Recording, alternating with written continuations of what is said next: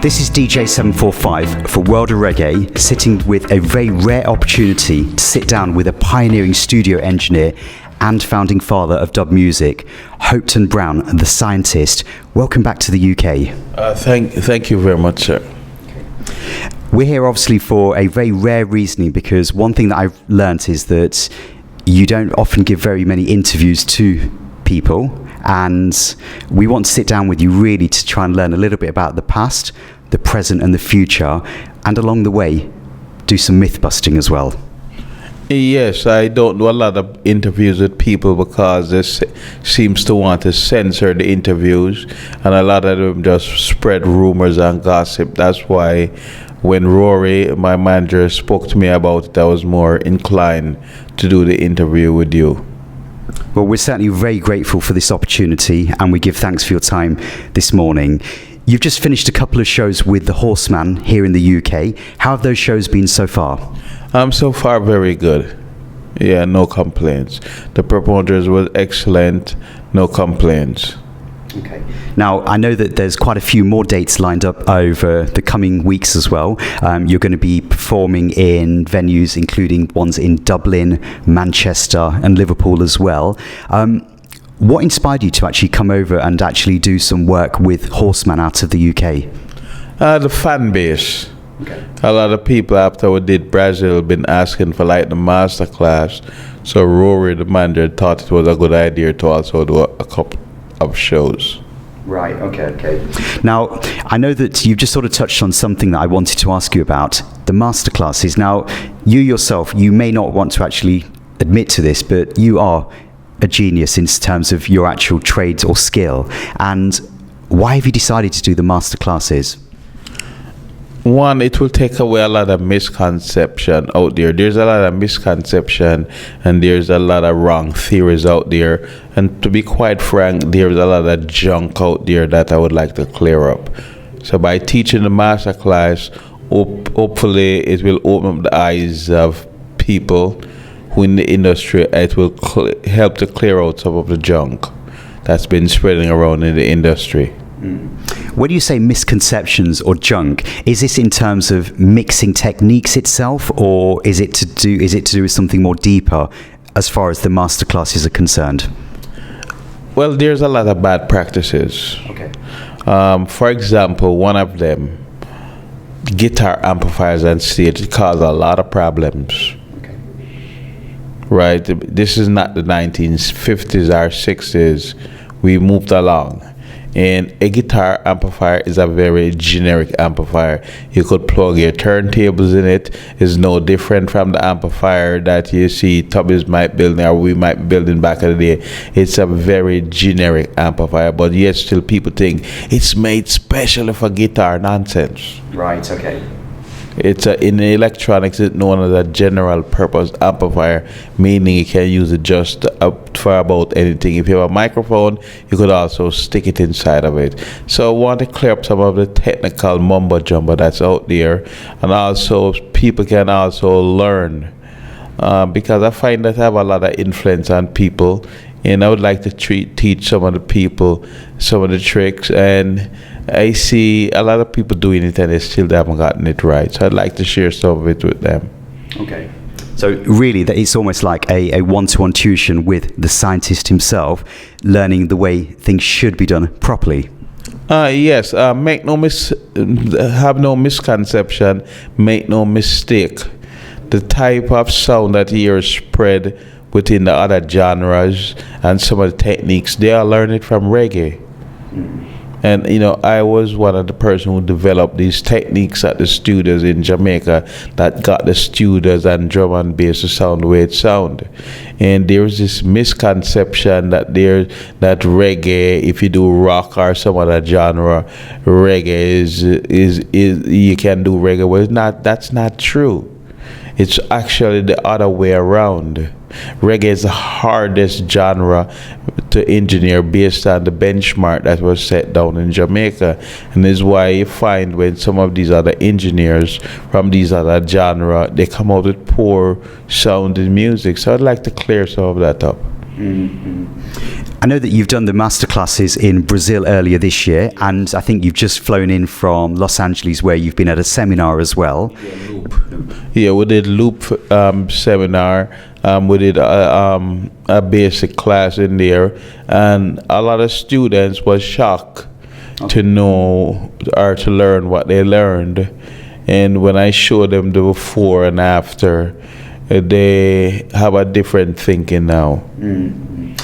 What type of person do your masterclasses attract? You know, are we looking at sort of like a lot of young people that are wanting to come and learn from you, or are we looking at maybe like an older generation of people that are thinking, actually, I want to actually have that opportunity to learn from one of the dub masters himself?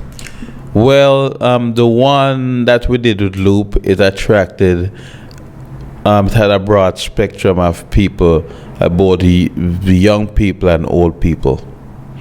Because a lot of engineers, they still, it's what they hear on these records is still a mystery to them. Okay. And they walked away learn a lot of stuff. Okay, that's very interesting. So we here in the UK have 2 dates where we have this opportunity to sit down and work hand in hand aside you on the full 1-day workshops in Liverpool. How do people get onto these? The word from Brazil spread like wildfire. I've been sitting on this idea from in the early 1990s, and it's just manifest. And you know, it's like a big puzzle. Okay. It's like a big riddle that everybody needs to be solved. And God put me in a fortunate situation that if I don't speak on certain subjects that I find, it's like it's lost. It's like the building of the pyramids. All the modern engineers, they just can't figure out how supposedly those primitive people move such large stones with such a precision. So I find I've been sitting on a lot of knowledge, and sometimes I ask my cousin here, Clive, what he thinks about it, if I should speak, and he encouraged me, yes, I should speak. So I'm doing some of that in the masterclass. So that's a little bit of an insight into how the masterclasses have been conceptualized in 2018, going into 2019 as well. Now, dub music in 2018, we don't seem to see so much, you know, we don't seem to see so many new engineers in Jamaica. I mean, names that come to mind instantly include, there's a guy called Greg Morris. I don't know if you're familiar with his works. And then you have Alba Rossi, who seems to be very, very keen on trying to bring back some of the old sounds. And apparently, you know, he's got almost like a museum in his house with vintage equipment that he's bought up. I don't know how familiar you are with that. I moved on. I'm quite sure if you ask my grandfather about the gramophone versus CD, he would believe that the gramophone sound better. I don't want anything to do with those vintage gear. Like one of the misconceptions, Tubby's had a Fisher reverb. We didn't use the Fisher reverb. Matter of fact, a Fisher reverb was there. I used it on about 1 or 2 songs. It was very noisy. I can do the same exact thing I did with digital, and even better. So I don't miss any of that vintage gear. That's for people who's guessing. Okay. So everything that you're working on from this present day and forwards is all digital? All digital. Digital is a better platform. People want to talk this nonsense about analog give you better bass is warm as crap. If they know what they're doing, though. I'm sorry, what was the question? If the person that's working digitally is correctly trained, then they can probably make it sound just as warm. Better. What I get to find out about this warm nonsense is actually tape loss that could not be solved in engineering. How do we get the tape machines to maintain these frequency without any errors? Okay. Digital come and solve exactly that. Moreover, by the time you do a record, or your printer tape is a second generation, the only thing that make it remains one generation all the way to the user is digital. So the objective is whatever you get in is whatever you're supposed to get back out. Then it makes the warm theory nonsense. So, I'm an electronic engineer, and I know how to align a tape machine, how to calibrate it, and I know the engineering errors that could not be solved. For example, a tape machine, brand new at the box, don't care which one you have, it's going to have problems generating 20 cycles without any errors. And the only thing that can make it generate 20 cycle out going all the way down to one cycle, and when you look at the needle, it's stand up and down, jitter or move, is digital. So,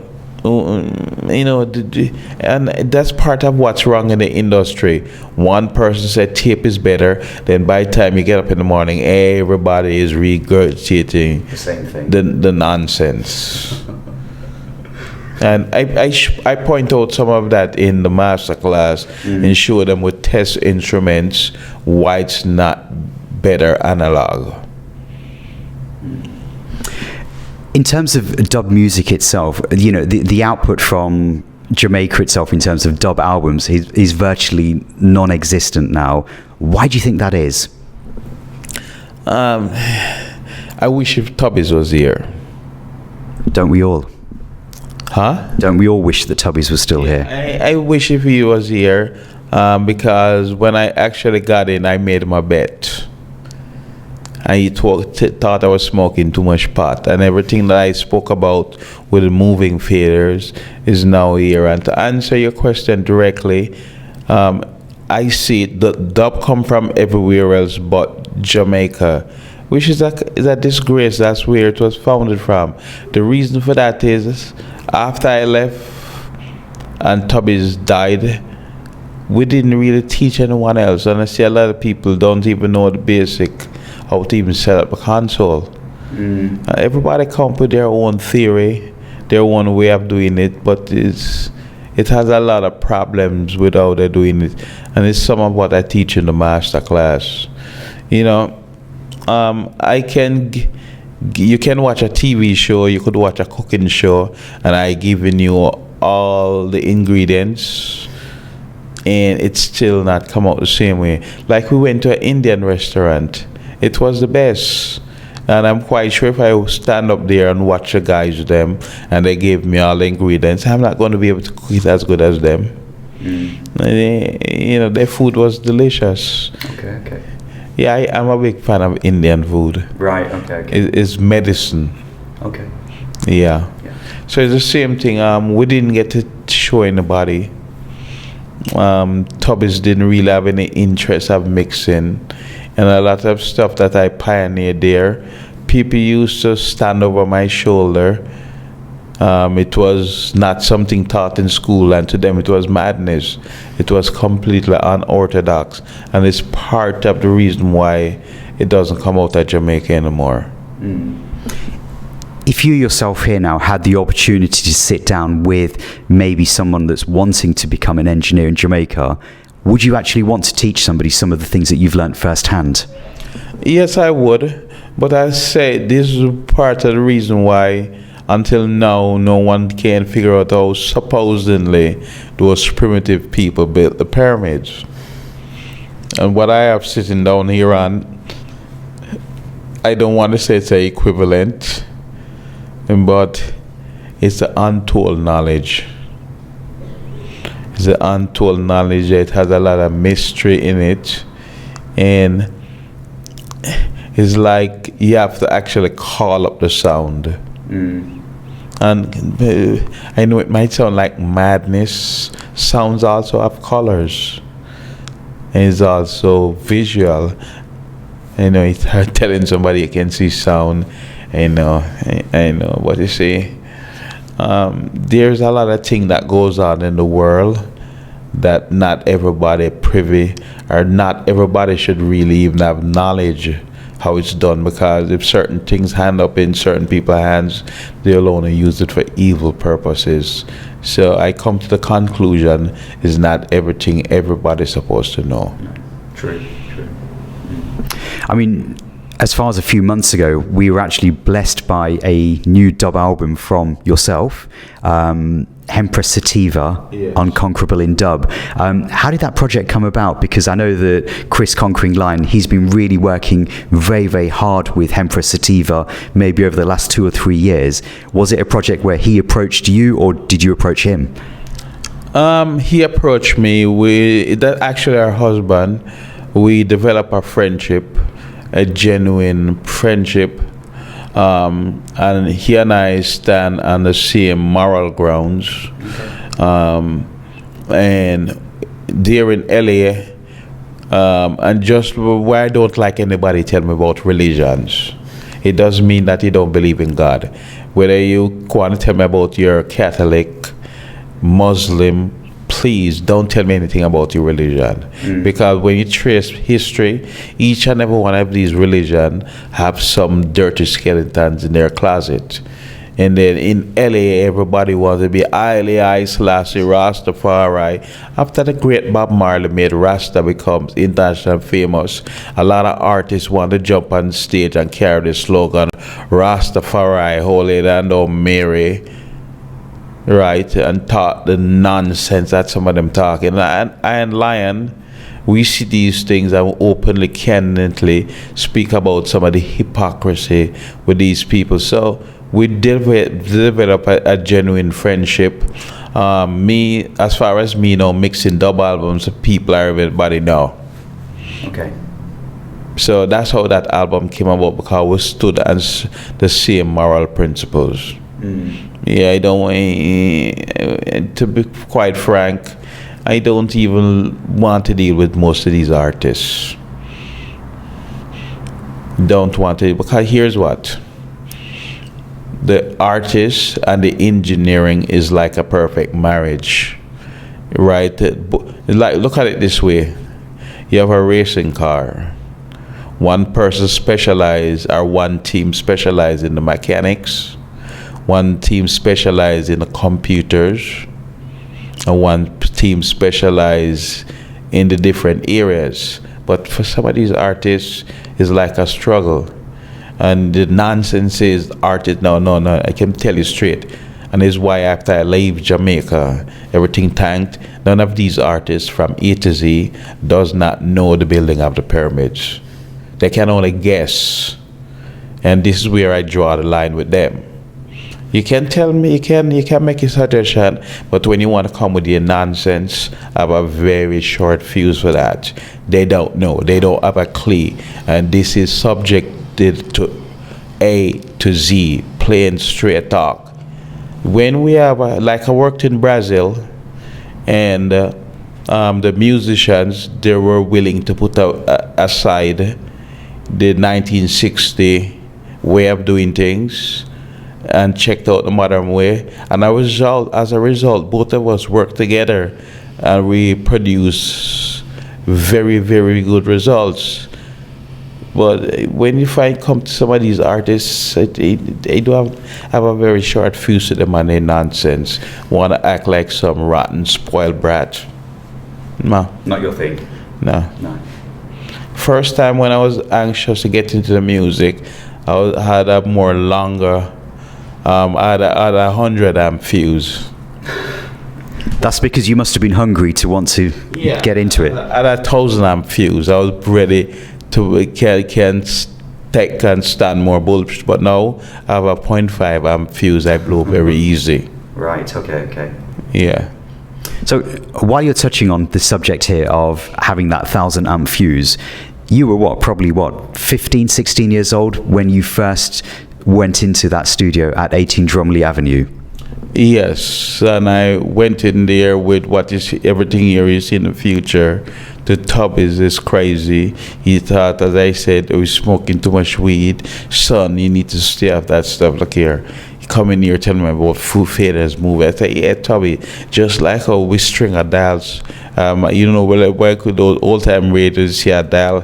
When you try to change the station, you see the needle moving.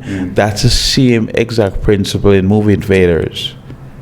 The only thing we didn't have in the computers back in those times to run it, to remember the positions, And by then, it sounded like crazy, talking about virtual tracks and unlimited tracks on consoles.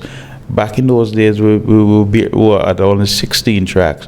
So it was like, hey, look here, man, this guy is really hallucinating. This guy is really freaking crazy. I mean, I'm just sort of thinking of myself at the moment, and if I was 16 years old, living in Jamaica, I mean, King Tubby's was probably not the most approachable of people. You must have been quite confident within yourself to actually turn up at that studio, because, you know, even now when I go to Jamaica, you see, obviously, the studio owners, the engineers, the artists. It's quite a hard ground to break into. You know, you've got to get past that gate, man, right? Tubby's was one of the most unapproachable person. And when you look into what makes sense, where the interviews with Tubby's, are there any that you know of? None. A lot of people can only say, here's what, guess what? In my neighborhood, right? Everybody was stunned. They thought I was in a gang. I was never in any gang. Right? Tubby's was never a part of any gang. But because of rumors and what goes on in some of these dance halls, they thought that Tubby's was leading a gang. And sometimes when you look into some of these newspapers, Tubby's dance, and you hear a lot of bad things would go on. So they associate I and Tubby's in a gang. So I was the kid in the neighborhood. When the other straight up kids see me, they would go on the next side of the street to make a statement. We don't want to associate with you. I was never in any gang.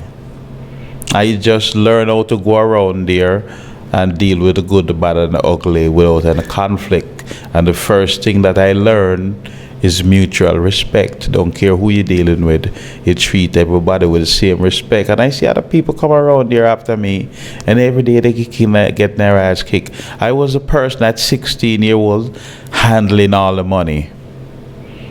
Tubby's barely come to the studio. He come to the studio for like half an hour sometime, and by the time I look on the closed circuit TV, he's gone. I was a person, I tell you, when I look back in time, I say, you know, thank you, God, because when I see the war zone that I was in and what I have to deal with, and guess what? My two pockets filled with money, and not one person ever tried. I had one incident. Producers was working in the studio. I borrowed a bicycle to go buy the food because I was going to buy food, and they see me walk in, come back without the bicycle. Where's the bicycle? And when I told them what happened, the guy who tried to steal that bicycle from me, I end up being friends with him, but he got a spanking. Yeah, so I learned about mutual respect, and until today, it doesn't matter who it is, the janitor, the maid, everybody, they get the same respect. So when I was around there, I didn't just live for myself. If I cook food, everybody, all the kids, everybody in the neighborhood getting something to eat. So I learned about mutual respect and not to walk around with a high chip on your shoulder, because you cultivate enemies. So I had was to learn within that war zone how not to cultivate enemies. Because guess what? Whichever side I go to, when I'm going to the studio, I have to pass one of the gangs. I have to. There's no way, unless I'm going to be dropped at the studio by a helicopter. I was to pass both sides. So it's a thing that I find that I had was to deal with. And thank God, not one incident. Which is why you're here today in 2018, sharing these stories, myth-busting here on worldofreggae.com. Way back when you were working out of King Tubby's, people say that you were almost like a wizard as far as engineering in terms of fixing radios, televisions. Where did that knowledge come from? A lot of it. Here's what. I come to the conclusion, we all programmed. You been programmed to be having this interview with me. I've been programmed to do electronics and engineer.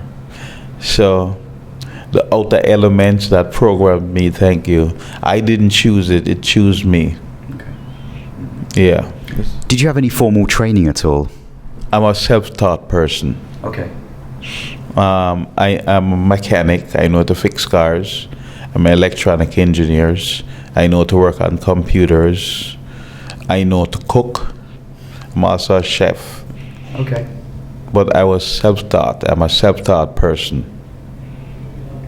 So some of the things that, you know, we have learnt and heard from out of the Tubby studio that you actually mix, would you actually say that you were actually almost mixing and learning as you were going along? So maybe some of the things that you hear now, looking back, you probably think, actually, I would have done it differently, but it still hit at the time. Well, I'm always learning. The reason why you do have these jets dropping out of the sky on a daily manner is because the people who built them is always improving on them and learning by their mistakes. As a result, these jets can fly and yard lab in the era. It's nowadays it's safer than traveling a car, because the people who build the jets say, hey, you know what, this is not quite right, let's improve on this. So I'm always learning, and I always look at what I did. It's okay, good, but not good enough, and I'm always learning and trying to find new ways to improve it. This is why, and when you look at what makes sense, we are the analog consoles. We are the tape machines. They are gone out of business because somebody said and had sense, you know what, these machines, although it might sound good and a lot of people might have hits, but these machines still have these generic mechanical problems, and the only way to solve it is now through digital. Very, very true.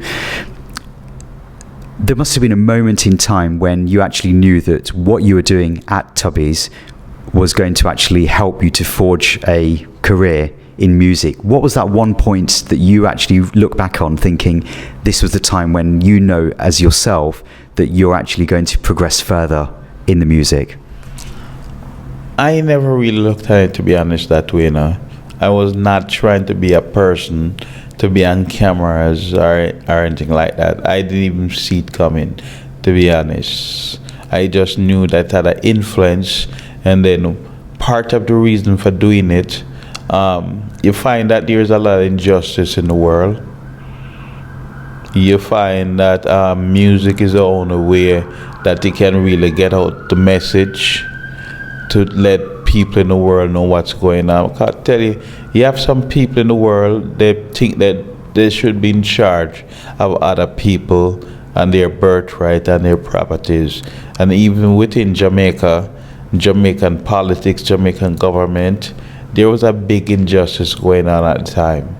And the only way to deal with it was through the music. So that was my main focus of using the music to really highlight what's going on.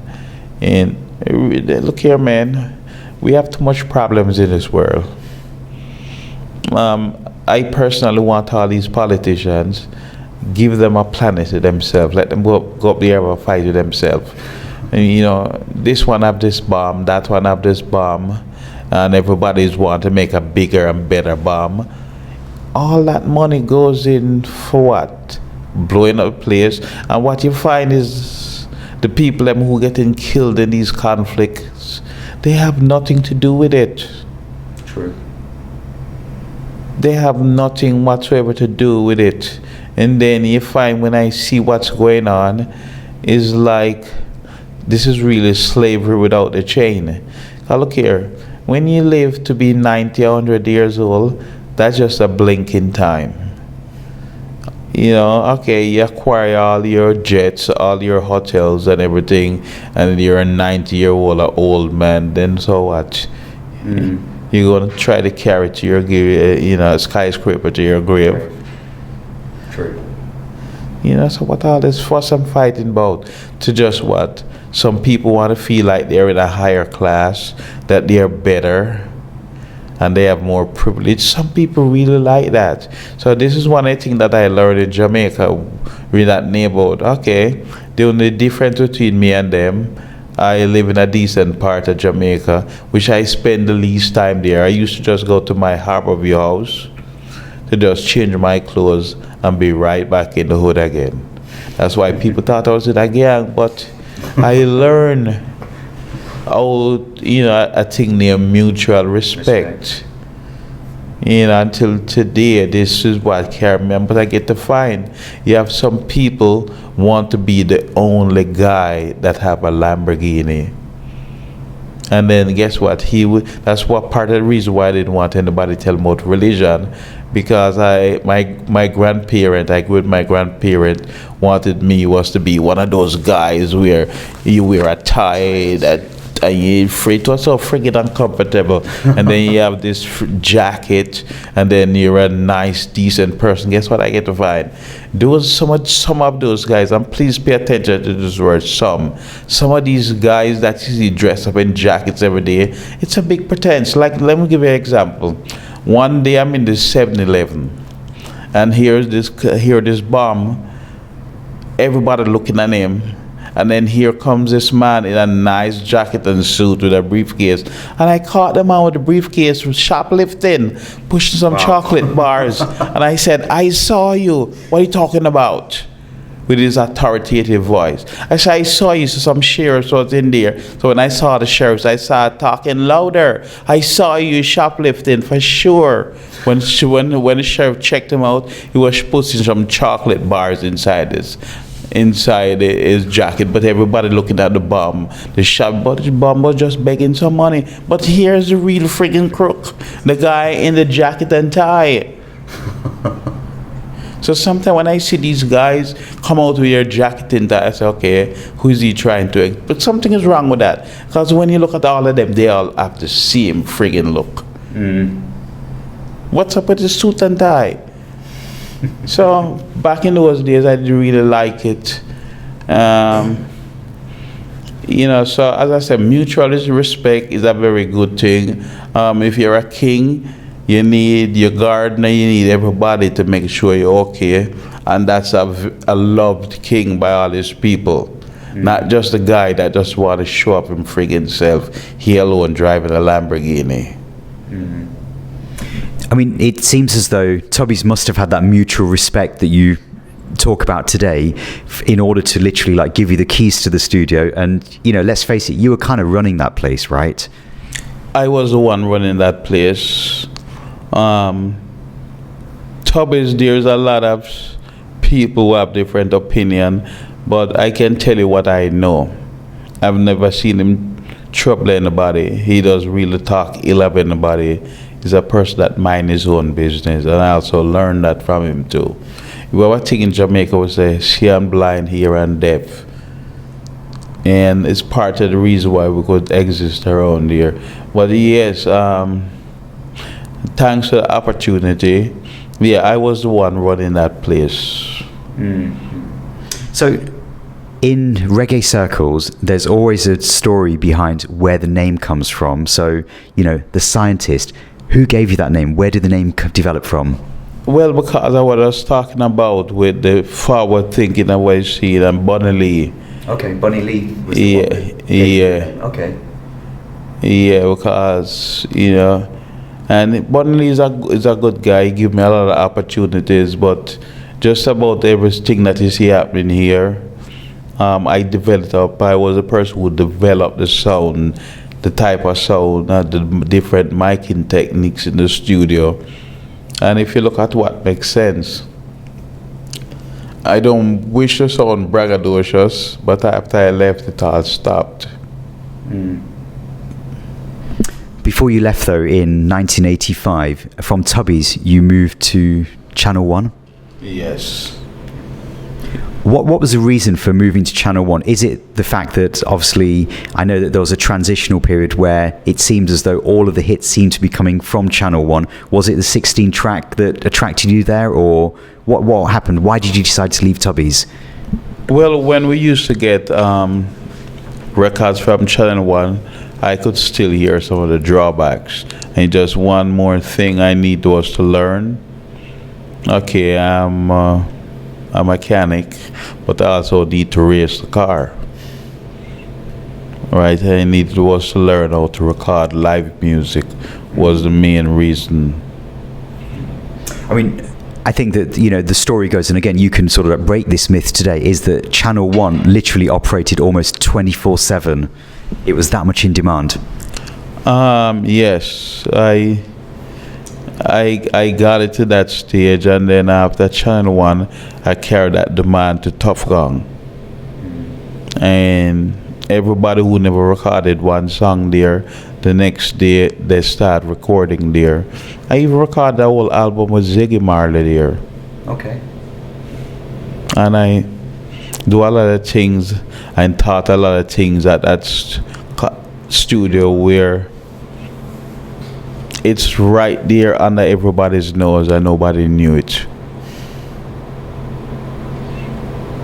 Yeah, so I carry that there. I mean, you must have been very much in demand. Did you ever get a chance to have a break? Because it sounds as though, I mean, you know, when I look back at all my vinyl records, you keep seeing the same name there, mixed by The Scientist, The Scientist. You must have been working very, very hard during that period in the 80s. Yes. I was, as I said, I used to just go home to wash my face, take a bath, change my clothes, to be right back at it again. Because guess what? Back in those times, sometime after leaving the studio at 3 o'clock in the morning, or 3 o'clock in the morning, I find that I have a set of people out there, and if I don't work, it means no money for them. I have some people who come from in the country part, and some musicians all week they don't work, and if I don't do the session, and then the whole thing get blown, and then nobody works, nobody making the money. So I had was to extend myself, and then the benchmark that I set there, because the people have other choices, but the benchmark that could not have met, no one else could meet that benchmark. And then, as I say, you could watch a cooking show, you could get all the recipes. It's not the same. Not the same. I had people watching over my shoulder. I get up, okay, do it. Not the same. As an individual, now this is as Hopetown Brown, that must have put some pressure on you because, you know, no man is a robot. You can't just keep working. What kind of pressures did that bring to you back then? It was an enormous pressure without sleep. And then some of the characters that I get to find out in life now, they didn't have good moral standing. It was a pressure because I was to deal with the good, bad, and the ugly. And it was a big, huge pressure back then. And when I got up and leave in 1985, it's because I didn't want to deal with the pressure anymore. It's the same reason why Bob Marley left Jamaica. Because I'm surrounded by people. Whether I like it, yes or no, you're gonna be my friend. And sometimes my paycheck would start out this big, thick, and by the time I didn't know I had so much kids where I don't even know the baby mothers. I didn't know that some of the places I didn't even been. I just find out this huge financial strain, drag, obligation, and whether you like it, yes or no, you're going to be my daddy. Right, okay. I need this, I need that. And this is what I find. You could give away your last whatever, and some people just dare to just take it. It doesn't necessarily mean they like you. And I was sort of like a feeding ground, a feeding tree. And I learned, don't throw your pearls to swines. So one day I said, you know what, man? You all keep house, everything, that's just my earthly possessions. I'm tired of this. Everybody want to take credit for things that they can't do. The musicians trying to take credits for things that they can't do. the studios trying to take credit, fooling people. Let's leave out these mics so everybody thinks it's the mics and not Mari Andrade driving the race car. The race car somehow just drive itself better than and the guy who's sitting there behind the wheel. He's just sitting there to take up space, but the car is just winning all his race by itself. Some people went out to the way to do that. And then when I see all the people who whether you like it, yes or no, you're my daddy, I'm your son, I'm your new baby mother, whether you even looked at me in the past, whether, like I tell you, I was here just recent, not too long ago, this girl found me on Facebook. She went out of her way to convince me that me and her was in a relationship. Seriously? I swear to God. I said, first of all, you're not my type. But she had a lot of things. She knew a lot of things. But she told me about the first night we got involved. She told me everything. She knew a lot of people. So I said, who else and this friggin' bitch? I don't remember. I have a very good memory. I know we don't make you have that bad of a memory. But first of all, she's not even my type. She looked like a friggin' monkey. You can't even tell if it's a male monkey or a female monkey. But she went out of her way to convince me about this relationship. And I said, okay, lady. So I've been through that. The music business sometimes can be a weirdo magnet. That's why I like animals. They don't care who the hell you are. They don't see any of that material stuff. It sounds like, you know, that there's been a lot of hypocrisy, a lot of backbiting throughout your career. Yes, that's part of the reason why I got fed up and all the rumors. I supposedly blow all these speakers and these equipment. Okay, so when you go to one of these repair shops all over the world that fixing speakers, I wonder who blowing them. You know, and some of these people, it's part of the hypocrisy in reggae.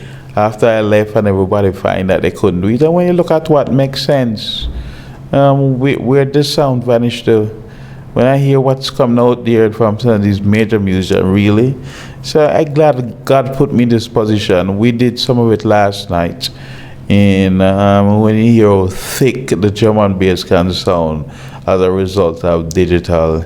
So, yeah, okay, you all get your chance to show what you all can really do. And yeah, there's too much hypocrisy with a bunch of them. And then under Jah Rastafari, them need a lightning bolt from the Most High. And some of them need to go to a barber shop. Okay, trust me. None of them can tell me anything about Locks, talking about His Majesty. They can't tell me about Rastafari. I did all of it. Right? I did all of it. They can't tell me anything about that smoking marijuana. Please, Tubby's, he used to duck from the marijuana smoke. Because I believe when I met Tubby's, it would be a guy that I could sit down and hang out and smoke a chalice with now. Quite the opposite. So when I see some of this hypocrisy, Jah Rastafari, please, them need a lightning bolt. Can't tell me anything about that. I've been there, live all of that already. Yes, yeah, there's too much hypocrisy with some of them. I have a very, nowadays I have a 0.1 amp fuse. Blow very easily. You've just gone down from a 0.5 to a 0.1. It's getting lower now. Oh no, okay. Yeah, lower now. It's very, very low. And when I think about some of the hypocrisy and some of the nonsense, like for example, look at what makes sense. All of a sudden, Tubby's died, and all of a sudden, all these albums I hear people talking about Tubby's that what? No, it's my 200 album. Not I can tell the last song Tubby's mixed with anybody was Weather Balloon. And then we look at what makes sense. Why when he was alive, none of these albums came out? And when you go back in time and you can trace, you can see that there was other people accredited, and the people who started this nonsense was Blood and Fire. Tubby's didn't mix any Prince Alla record. Really? No, it's a lie. And this is what I don't like with some of these artists and these. When I hear about Jamaican producer and reggae producer, I don't want to work with them. What the producer was doing, stand up in the studio giving everybody a high five. Some of these guys were poor guys, were just trying to help. Hey, some of them did good. They bring a lot of people together. But where is the musical input? Where is that? What? Stand up in the studio, giving high five, and then walk around with this, oh yeah, I'm the producer. Well, it doesn't mean that you own the musical composition. You see, Jamaica music business needs a complete overhaul. It need and the Jamaican government need to fix it, because it's too much corruption, too much people think, somebody think because they were a producer that they own. Nonsense. And then, well, guess what? When these producers register these songs, they're registering everything to themselves because they think they're a producer. Right? That's not the law. Right? That's not the law throughout the world. The producer share is supposed to be only 3%. What happened to all those records Flabber Holt and all those people play, and all those musicians like Roel and Alfonso and all those people? Every time the music play, it's supposed to be generating money for them, and then what? The producer think just because why he's a producer. What? Where's the musical input? Where's the musical skill? What, giving people high five? Oh, yeah, okay, yeah, producer. And then when you look at certain individuals, listen to it's not, you can't even call it opinion. Listen to the facts, like, you know, the British authority get around some of these individuals. Listen to the fact what the New York authority get around certain individual. What I think you're referring to here is, obviously, there was a series of albums that you were involved in. Scientist, Wins the World Cup, etc., and Greensleeves Records, right? Let me tell you, Greensleeves Record, please to take your hands out my pocket. This friggin' record company been like a cancer. They had their hands in my pocket when I was 16 years old. Let me tell you, John Jalaz was somebody who, I liked him for what he did. He tried to clean up his life. We all was helping him. Right?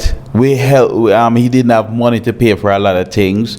And what was he doing? Okay, so look at what makes sense. By his own biography, after I stopped working with him, where's all this big drum and bass? Where it went? Where it vanished to?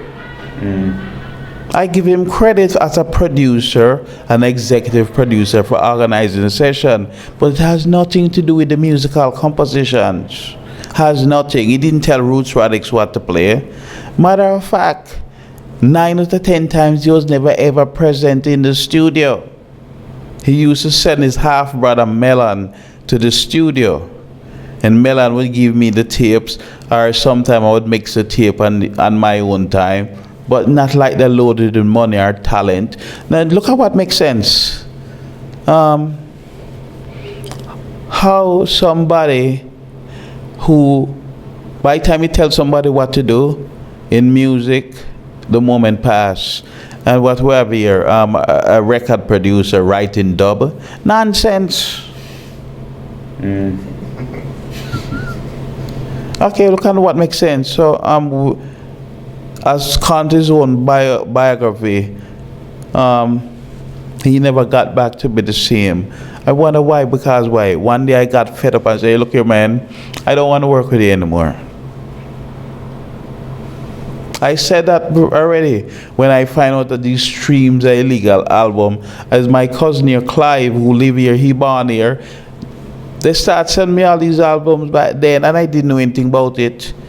And then I say, when you gather the facts about certain individual, then it start to paint a better picture. So Greensleeve, please to take your hands out my pocket. You all brought the princess. Jammy's never ever mixed one song on none of those albums. He was never my boss.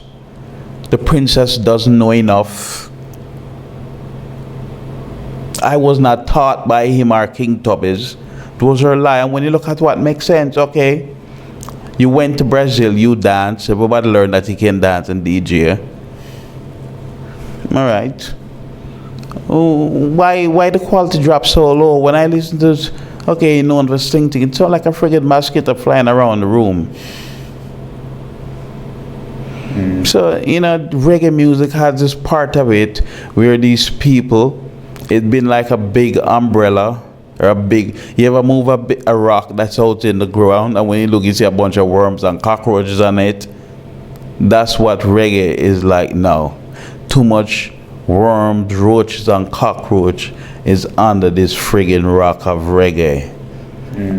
They need some serious pesticide to burn them out. It sounds as though there are too many people out there trying to take credit for what is not rightfully their own. Yes, and then when again the whole reggae. Look, reggae don't have any industry.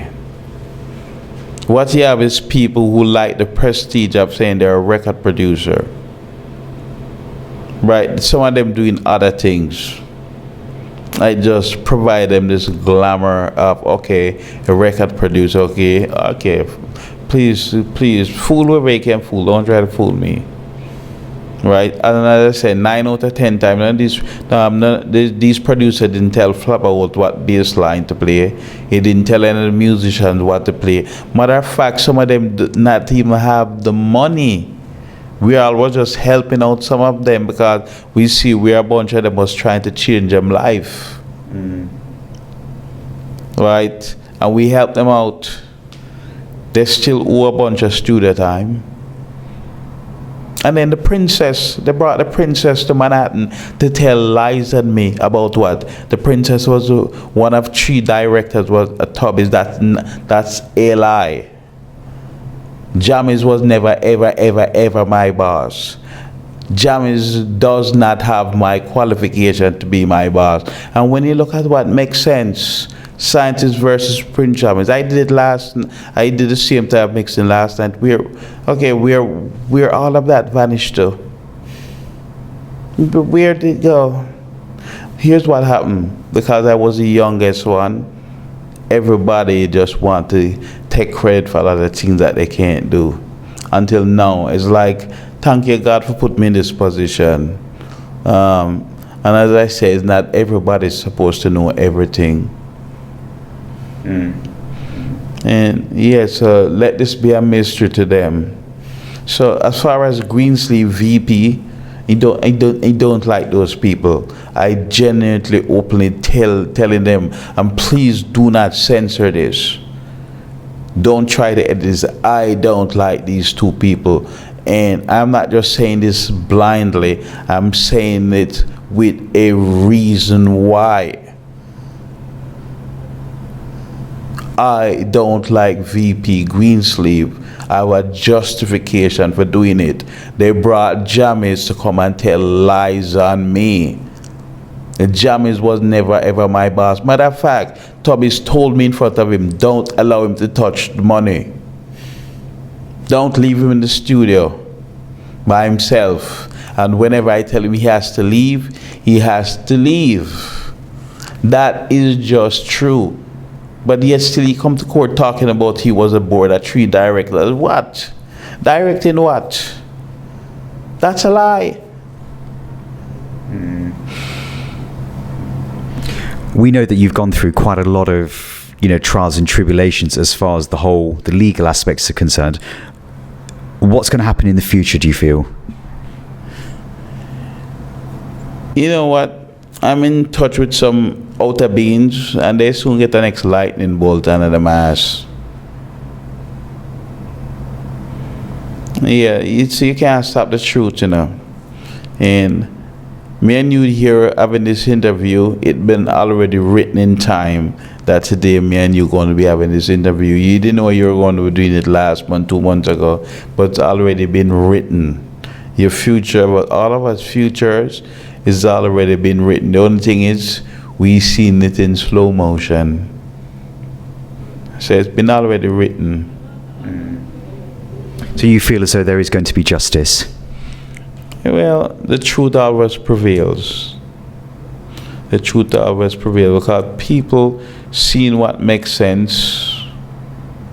A lot of people see the injustice.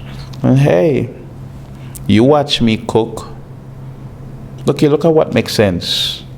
You have a bakery.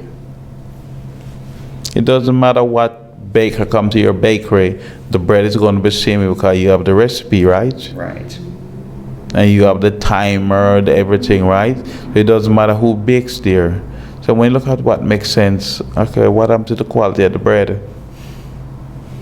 Where did it vanish to?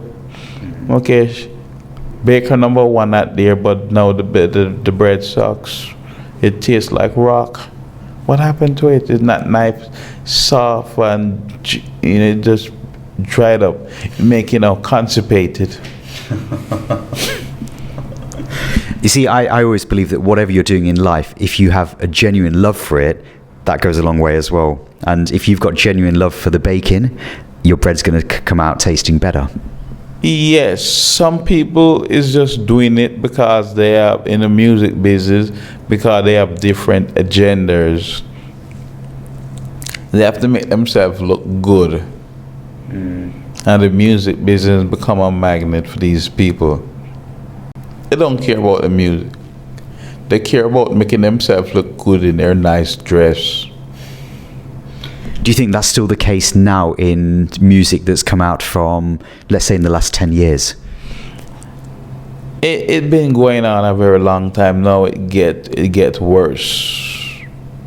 Wow. So despite everything that we've just reasoned about, you would actually go on record as saying it's actually worse now than it was back then?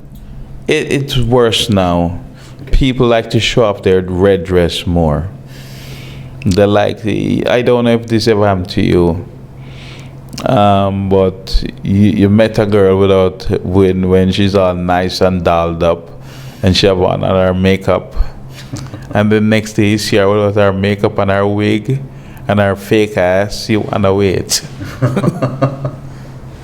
That's what been going on. The fake ass and the eyelash and the wig just got better now and easier to camouflage. But it's a friggin' he, she. It's a lady with a dick, okay? That's what it is. All along it's been a he, she. It's not because a real woman, it doesn't care when you catch her, what time of the day, she always going to be looking good. True. Yeah. She's not depending on her fake eyelash and her wigs and all that to make she look good. And it just come now that these fake eyelashes and everything is easier to get. And it's too much of that in the music business. The Jamaican reggae scene need a clean sweep. There's too much injustice been going on with all of these people. Is there anyone there, though, that can actually implement this clean sweep that you talk about? The Jamaican government, they need to fix the business. Because they also have an interest, because you're supposed to have a collecting society that down there that whenever time there's new work done, and it's what a teaching part of the Masterclass, how musicians need to protect themselves. They also have an interest because when you don't register the work, they tell you that they can only go back X years while the money is sitting there vault uncollected. So the Jamaican government need to step up to the plate. They need to straighten out. It's like when you look like an artist like Junior Biles And many of these artists who contributed a lot. And what, some friggin' producer collecting their money while the man lying in a trash heap? The Jamaican government needs to step up the plate. And then guess what? You can't have a contract with a dead man. So whatever contract he had with the artist before he died, the moment the artist died, the contract ends. It's voided. But you have some of these friggin' record companies want to, we have a contract with a dead man. So the Jamaican government needs to step up the plate, fix some of these things, hold seminars, teach classes, how it must be done. Look here, it's 3 things put Jamaica on the map: Rasta, marijuana, and reggae. What Jamaica known for nowadays? Well, yeah, all the dance them. That doesn't, the rest of the world not seems to be interested in some of these dons or any of these dons. So what really put Jamaica on the map? Reggae, marijuana, and Rasta. And the Jamaica government need to preserve. Like for example, King Tubby's equipment should have never left the country. The Jamaican government should buy it and put it in Jamaica's museum. I went to Brazil and saw the console. It shouldn't end up in Brazil. It should be a spot in Jamaica that anybody want to see it. Anybody want to learn about King Tubby's, you go to Jamaica because the Jamaican government preserve it. But sadly, we don't have anything like that in Jamaica, apart from obviously 56 Hope Road. There's a recent Peter Tosh Museum that's open in Kingston. There isn't actually a national museum to preserve the music of Jamaica. Yeah, it needs to. It needs to. Here's what. When you become the artist, you have a moral responsibility. And when you listen to what coming out some of these artists' mouth, making people brains splatter, they're talking all this perversion, the shock out, the skin out, and then you seen it played out in Jamaican life. Right? I tell you what, if I had that authority, you're that scared to name your son Donovan, much as somebody call themselves the Don. Right? Too much extortion. It need a clean sweep. The problem is not that hard to fix, you know. It's not that hard to fix. They need to do the right thing. Look here, laws is there to protect everybody. But when you have the lawmaker becomes the lawbreaker, then it becomes a bigger problem. And then guess what? Nobody want to have any respect. Then if you breaking the law, why should I follow you? You're the biggest friggin' crook. True. It's part of the reason. It's part of the reason. So Jamaica, they need to clean up its act for the better for everybody. It's a nice place. But you find a lot of people, they don't even want to go there because you have this element around there that is not good for anybody. It's part of the reason why Bob Marley left. But as I said, then you have these other folks, whether you like it, yes or no, you're no, my daddy. I want your paycheck. So Jamaica, they need to cook here. Jamaica military can't really fight in the wars. If in case the next country want to go down there and invade it, they can't really fight in the war. So when I hear some of the mess that going on down there, look here, JDF needs to be part of that machine that clean it up. And in order for that to work effectively, they have to treat everybody with mutual respect. So they earn the respect. Right? You have certain members and certain people like they find in just join those organizations for their own agendas. That need to stop. And you got to some of these individual house, equivalent to a Macy or a JP Penny. Okay, how is this dude here living out of his means? His normal income. Well, okay, how did you get all of this? So all that needs to stop so Jamaica can be a respected place. Well, we give thanks for your time today. I think that we could talk for hours and hours and hours, but I appreciate that time is short, and I give thanks to Clive and Rory and the team for making this possible. Let's look to the future before we close. 2019, I know that you're coming back here into the UK. I know that there is a show at the Jazz Cafe, and I also believe that you're going to be working with the Mad Professor Meets the Scientist for some shows as well. Just share with the viewers a little bit about that. Well, we're going to be in a jazz cafe. We're going to be showing some of the new ways. I'm looking forward to work with Mad Professor Neil. We always work good together. He doesn't have any ego about him. So I'm expecting it to be a good show. Yeah. I mean, I know that he's been almost, flying the flag as far as dub music originating from the UK is concerned. He's been there years and years and years, and the quality of his work stands for itself. Yes, give credit to where it's due. Neil is Mad Professor is one of the first person to start taking a mixing desk on the stage, and with that album Scientist versus the Princess, that was the beginning of that. Where engineers carrying mixing console. Well, I can tell you, Jammy's never ever mixed not one track on that album.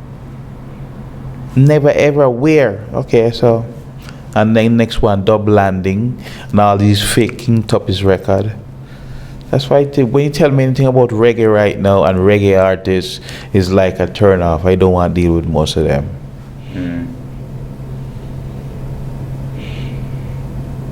And the Masterclasses, that's going to be expanded as well next year. Yes, well, it's already in motion. We want to do Paul McCarthy School of Music, and I want to pass on the building of the pyramids to the next generation. Well, let's hope that the Masterclasses and some of the other works that you're putting in is going to help to continue that tradition. Just before we go, you also have a website as well, www.dubmusic.com. Yes. Yeah, dubmusic.com from the birth of the .com, and it's growing larger and larger. So I intend to to improve it, and different artists can put up their dub stuff on dubmusic.com. Scientists, once again, from myself and the World of Reggae team, we give thanks for your time today. One love. Thank you very much.